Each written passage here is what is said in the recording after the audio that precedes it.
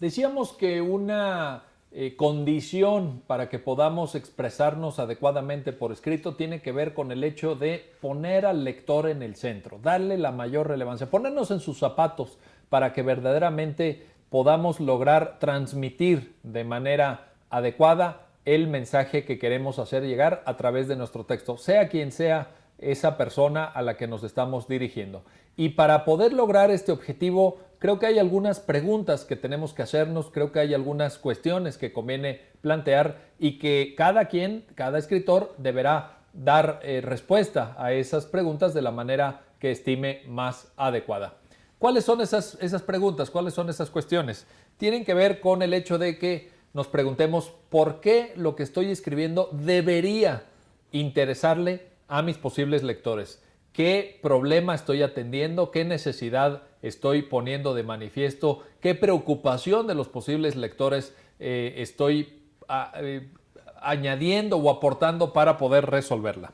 Está escrito, está redactado de tal manera mi texto que me puedan entender, y para ello hay que hacer una distinción fundamental, hay que hacer una diferenciación básica que nos atañe y nos compete, sobre todo a nosotros los abogados, que es la siguiente: ¿a qué tipo de público me estoy dirigiendo? Esa es una diferenciación, diría yo, primaria, o es una diferenciación absolutamente importante, porque como ustedes podrán imaginar, pues no es lo mismo dirigirse a lo que me gusta denominar público abierto, es decir, a cualquier tipo de personas que puede o no tener conocimiento de cuestiones jurídicas, que dirigirse a un público especializado, es decir, a un público que tiene una formación como abogados o que está estudiando derecho y que por tanto maneja de una manera relativamente solvente los conceptos jurídicos.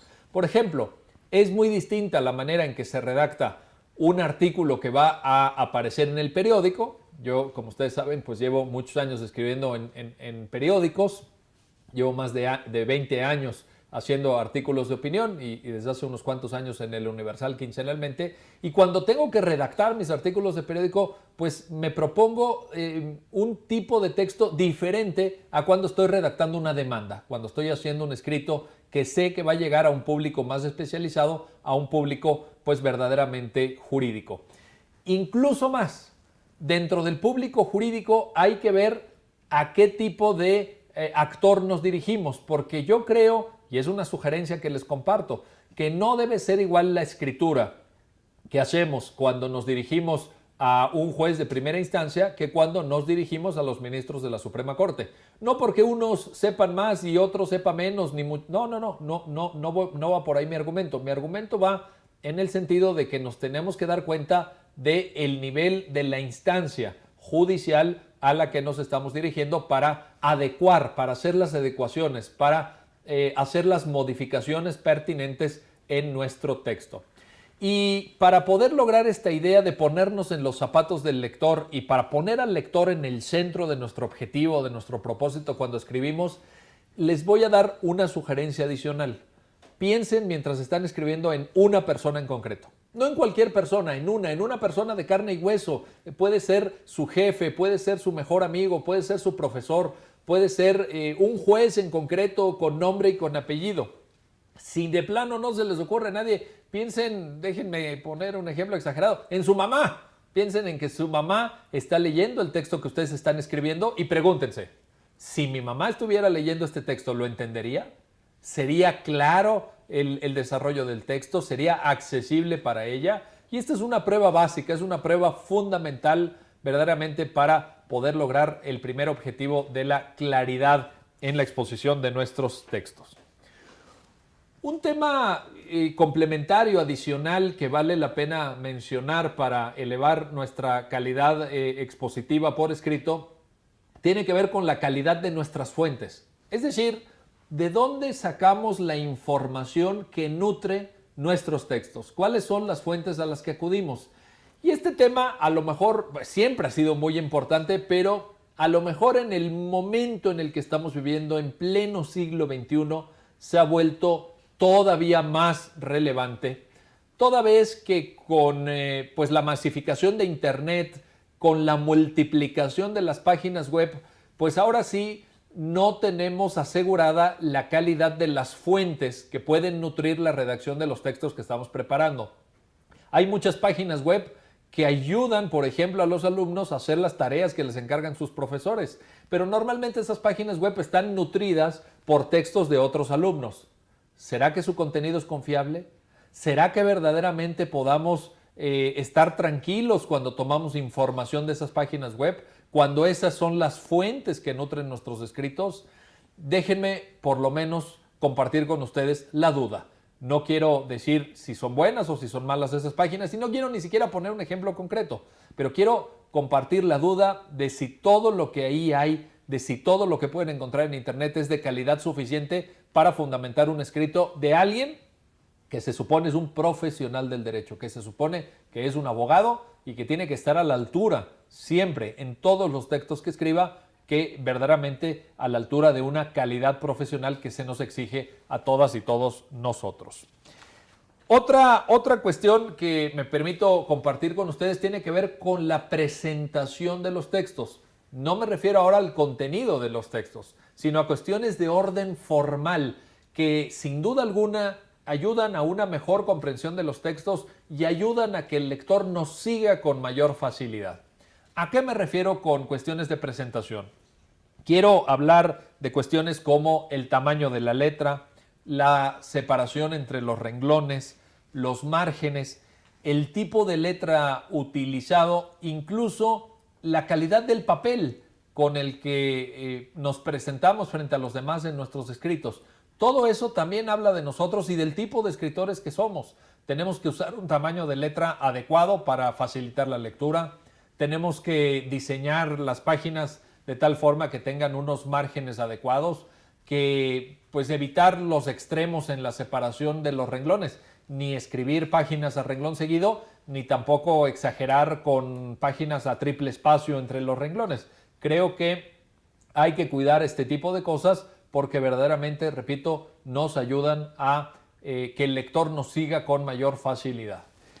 Por último, en esta conversación sobre cómo escribir mejor, en esta especie de introducción muy general al taller de escritura para abogados, quiero señalar algunas cuestiones que tienen que ver no con la redacción de escritos en general, sino con la redacción de escritos jurídicos, con la redacción de escritos forenses, como se llama, es decir, demandas, contestaciones de demandas, escritos de alegatos, interposición de recursos o promoción de juicios de amparo, etcétera, etcétera.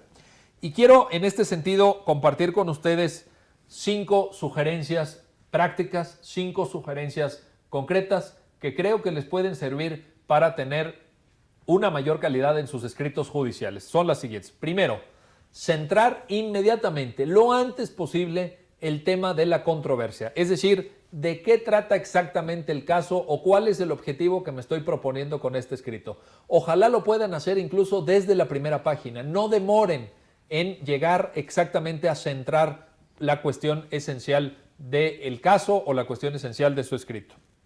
Segunda sugerencia, introduzcan citas jurisprudenciales o doctrinales en el momento oportuno. Esto les va a ayudar mucho. Les va a ayudar mucho en la tarea de persuasión o convencimiento de los juzgadores. ¿Por qué?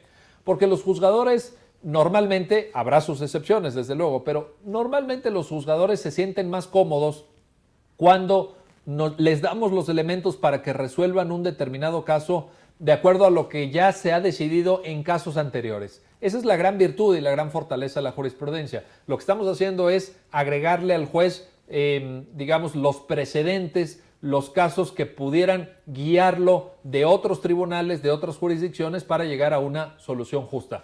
Y en el mismo sentido, pueden también añadir citas doctrinales. Los grandes teóricos del derecho en las obras más reconocidas, las obras de mayor calidad, han dicho cosas que también le pueden servir al juzgador al momento de tomar una decisión. Y eso es positivo, eso es benéfico toda vez que el juzgador siente que no está decidiendo con base en ocurrencias de ustedes, en lo que ustedes han pensado sobre el caso, sino que ustedes están apoyando sus puntos de vista en lo que han expresado eminentes doctrinarios del derecho.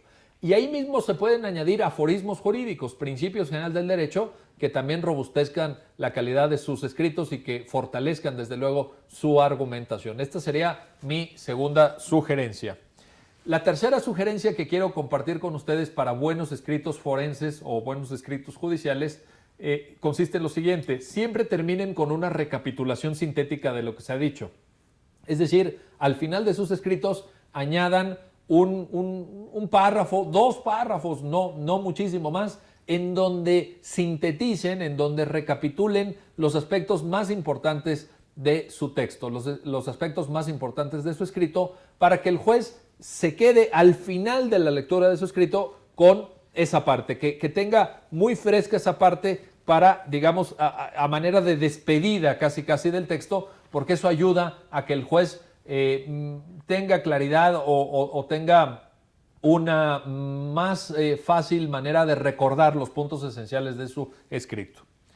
La cuarta sugerencia que quiero hacer para escribir buenos textos forenses o buenos textos judiciales es que usen un lenguaje sobrio e impersonal. Hay que procurar ahorrarse los adjetivos, hay que procurar ser parcos en los calificativos, irnos a la médula verdaderamente, irnos digámoslo así, a la carnita de los asuntos del tema y nunca personalizar nuestra argumentación. Creo que eso habla de falta de profesionalismo, creo que eso habla de un exceso de emotividad en nuestro trabajo como abogados. Nunca personalicemos la argumentación. Si vamos a criticar un argumento, por ejemplo, no nos refiramos a las deficiencias de conocimiento que tenga quien profiere el argumento. No digamos el abogado, la contraparte, ignora o es un ignorante o el juez no hizo bien su trabajo por esto.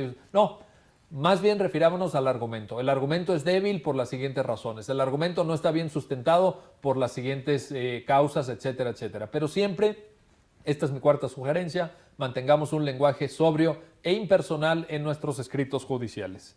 Mi quinta sugerencia es que no olvidemos nunca, cuando estamos escribiendo, cuando estamos preparando un texto por escrito, el objetivo que perseguimos. ¿Qué es lo que queremos lograr con ese texto? Y normalmente los abogados escribimos con un solo objetivo. Hay una cosa que queremos lograr casi siempre en escritos judiciales, y esa cosa es convencer. Queremos persuadir a nuestros lectores de que nos asiste la razón, de que la razón está de nuestro lado. Pues bien, no perdamos de vista ese objetivo cuando estamos escribiendo. Y finalmente, la sexta consideración que quiero compartir con ustedes, y esta sería prácticamente la despedida de este video y de este comentario, es que tengamos cuidado con el uso excesivo de términos legalistas, de jerga jurídica, del lenguaje muy propio de abogados. Hay abogados que piensan que de esa manera están adornando sus escritos o que están demostrando su vasta cultura jurídica. Mi opinión es diferente.